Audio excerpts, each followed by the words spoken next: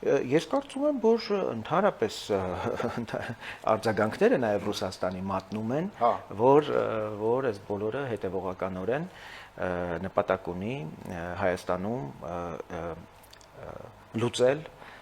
մի կարևոր խնդիր։ Տվեք մեզ պետությունը, մենք ձեզ իրավունք կտանք, որ շնչեք, ոչ ավելին։ Տեսնում եք, այսօր արդեն ծաղիկների հետ կապված պատմություն ունենք, վաղը նոր պատմություններ են լինելու, նոր սպառնալիքներ են լինելու, ով վերջուկա ասում է, ձեր հարցն ենք քննարկելու մայիսի 29-ին, չգիտեմ ինչ հարց են քննարկելու, այսինքն որևէ բան չի փոխվել, բայց ակնհայտ է, որ վախի, սպառնալիքի մթնոլորտ են ուզում ավելի ու ավելի ձևավորել, որպեսզի ազդեն մարդկանց հույզերի վրա, մարդկանց տրամադրությունների վրա,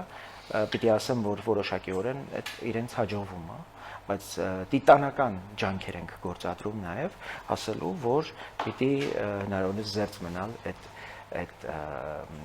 տրամադրությունների ազդեցության տակ ընկնելու այս վիճակից։